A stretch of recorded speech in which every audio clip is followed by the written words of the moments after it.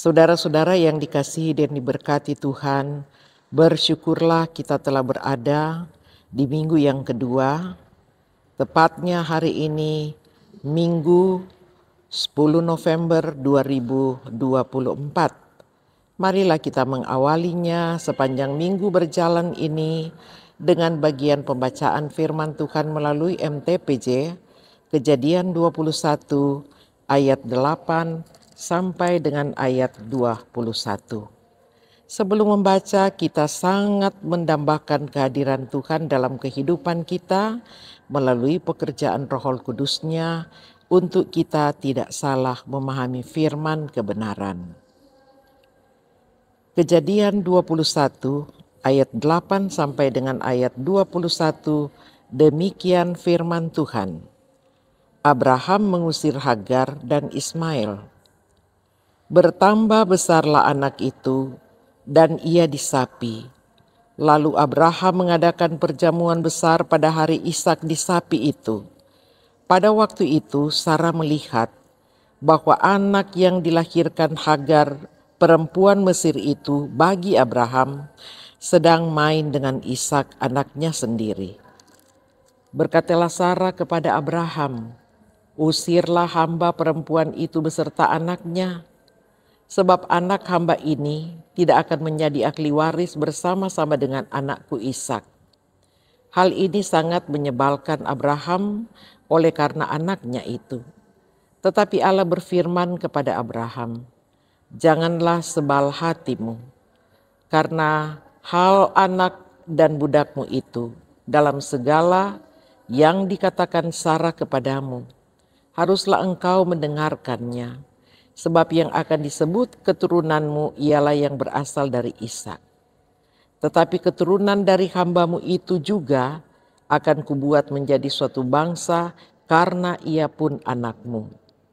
Keesokan harinya pagi-pagi Abraham mengambil roti serta sekirbat air dan memberikannya kepada Hagar. Ia meletakkan itu beserta anaknya di atas bahu Hagar. Kemudian disuruhnyalah perempuan itu pergi. Maka pergilah Hagar dan mengembara di padang gurun Berseba. Ketika air yang dikirbat itu habis, dibuangnyalah anak itu ke bawah semak-semak. Dan ia duduk agak jauh, kira-kira sepemana jauhnya, sebab katanya, "Tidak tahan aku melihat anak itu mati." Sedang ia duduk di situ, menangislah ia dengan suara nyaring.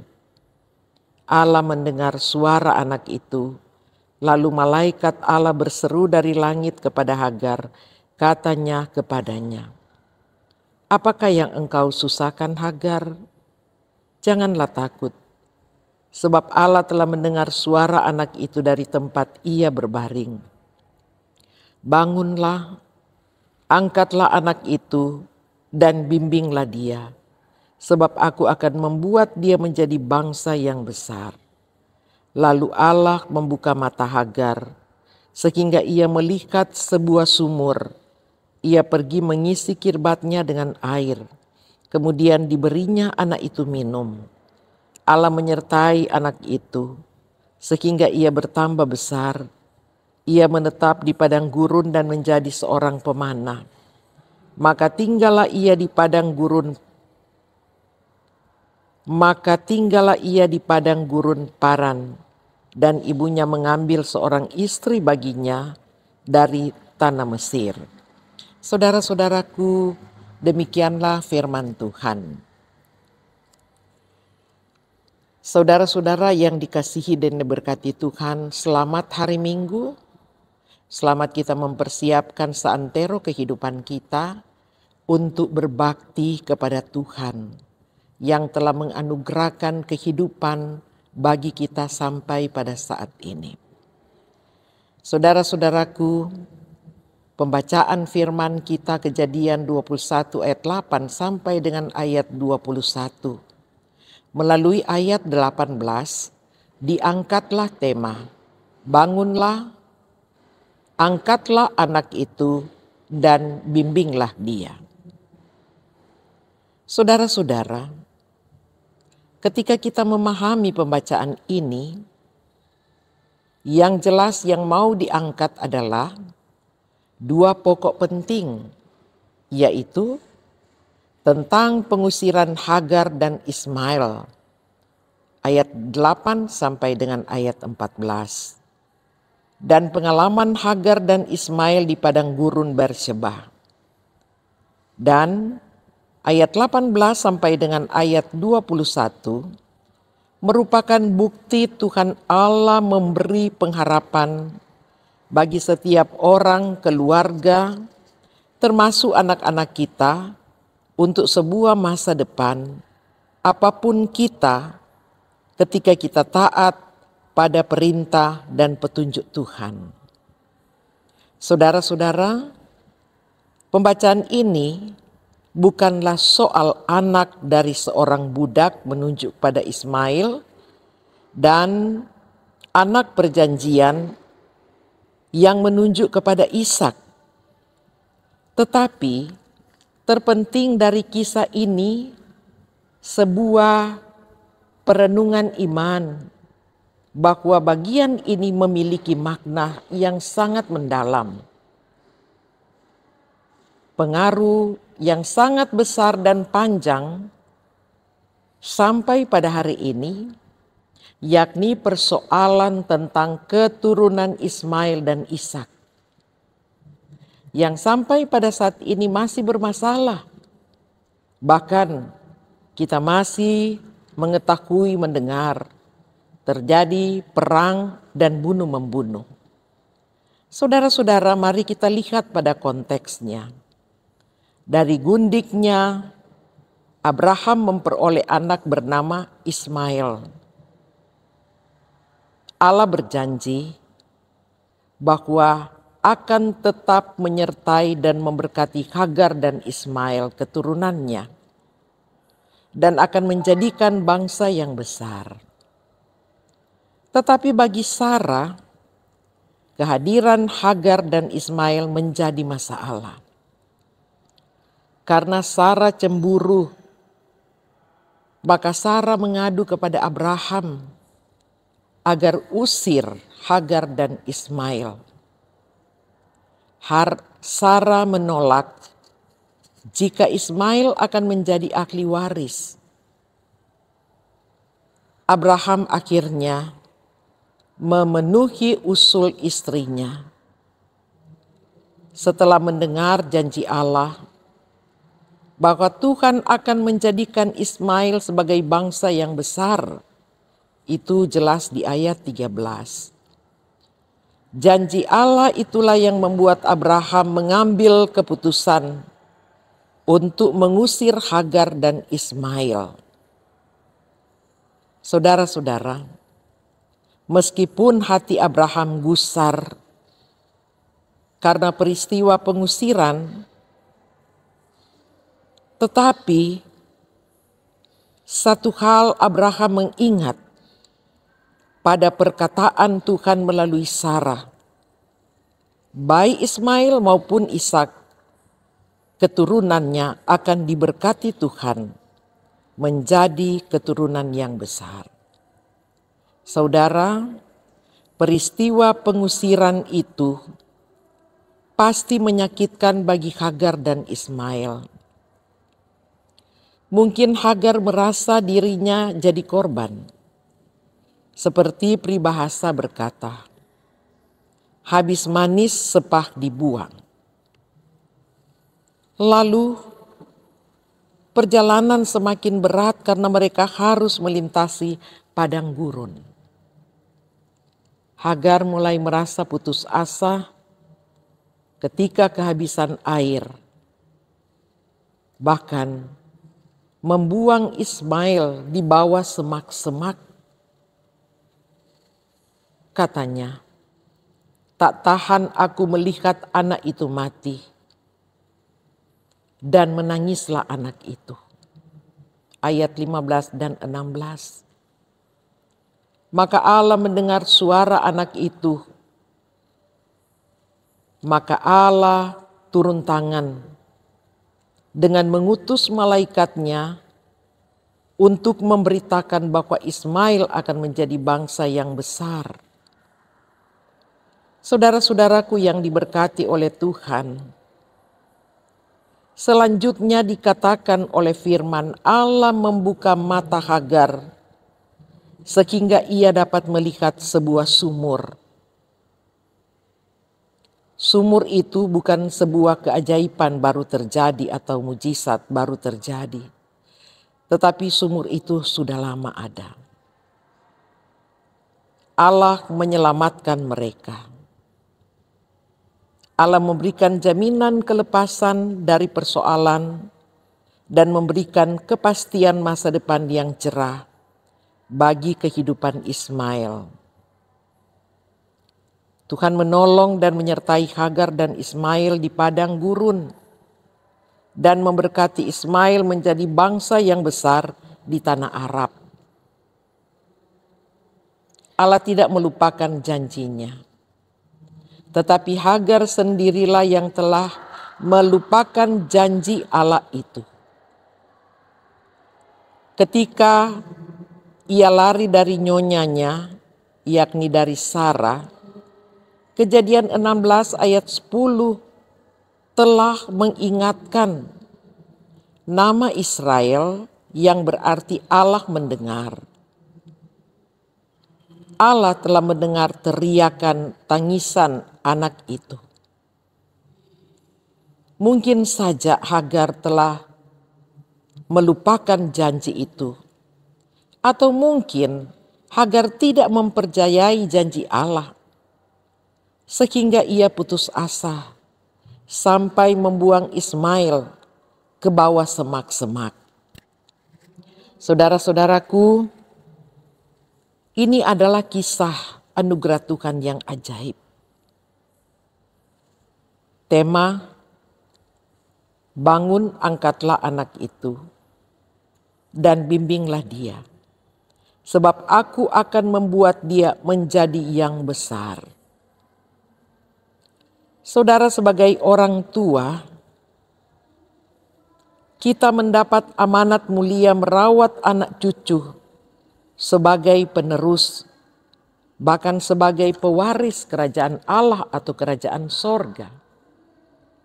Maka selayaknya lah kita menghindari perseteruan dan melihat keturunan kita sebagai titipan tanggung jawab yang harus kita respon dalam ketulusan dan ketaatan. Taat pada perintah dan kebenaran firman. Orang tua harus bijaksana dan berhikmat dan bertanggung jawab pada kehidupan anak-anak. Membimbing mereka bukan hanya sekedar bimbingan studi, tetapi orang tua juga harus mempersiapkan sedini mungkin dari keluarga, di mana orang tua sebagai guru yang utama dan yang pertama, yang di dalam Ulangan 6 mengingatkan kepada keluarga-keluarga di sepanjang masa, supaya pendidikan, pengajaran, dan pembinaan itu akan menghadirkan anak-anak yang berhikmat, memiliki mental spiritual, bukan hanya bertumbuh secara rohani saja. Saudara-saudaraku, dari kisah cerita ini, kita keluarga diingatkan, semua orang diingatkan, muda maupun tua. Hindarilah sikap seperti Sarah dan Hagar. Bukannya saling menolong, tetapi saling menindas. Anak-anak pun dalam pertumbuhannya diingatkan untuk tidak saling mengejek, mengolok-olokkan satu dengan yang lain. Tetapi cinta kasih hendaknya bertumbuh dari sikap kehidupan anak-anak sedini mungkin. Sebab dendam yang mendarah daging oleh kecemburuan, oleh karena iri hati dan merasa tersaingi, karena kehadiran orang lain atau terlalu memikirkan orang lain akan melebihi dari dirinya sendiri, maka itu adalah hal yang tidak berkenan kepada Tuhan.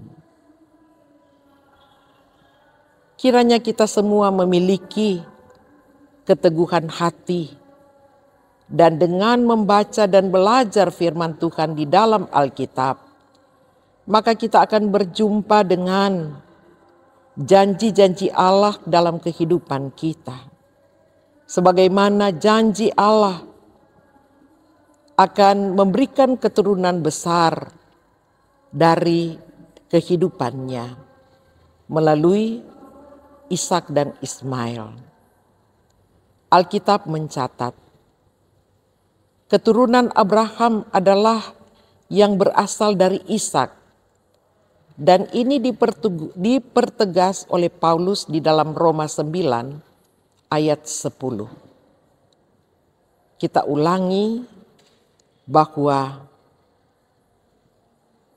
yang disebut keturunan Abraham adalah yang berasal dari Ishak.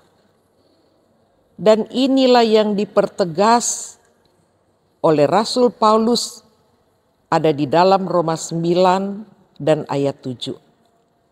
Bukan anak-anak menurut daging adalah anak-anak Allah, tetapi anak-anak perjanjian yang disebut keturunan yang benar adalah Ishak.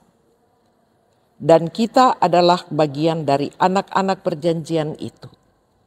Sebagai anak-anak Tuhan, sepatutnya kita membimbing anak-anak kita untuk mereka bangun, bersemangat, dan meneruskan perwujudan janji Allah untuk hidup dalam damai sejahtera.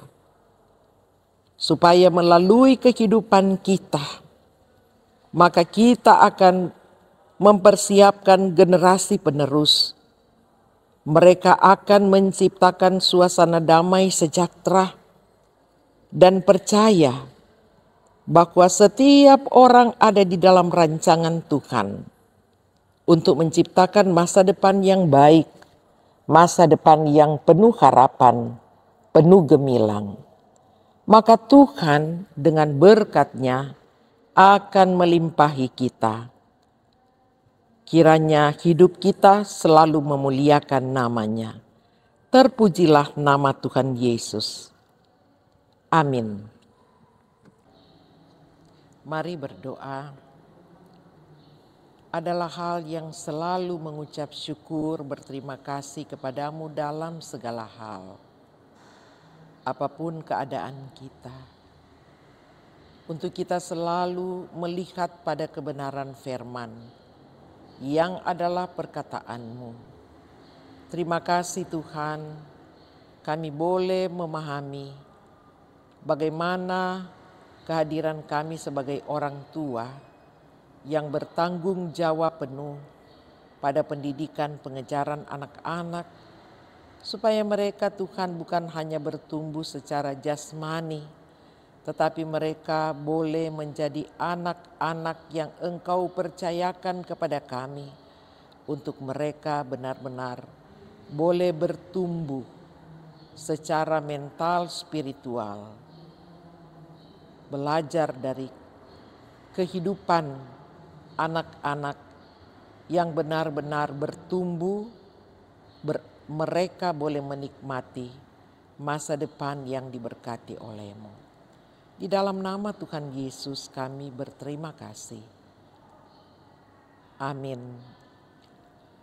Demikianlah firman Tuhan. Selamat kita menjalani terus tanggung jawab dan kehidupan kita untuk boleh menjadi keluarga-keluarga yang hidup di dalam terang kasih Tuhan, hidup untuk menjadi berkat satu dengan yang lain. Shalom.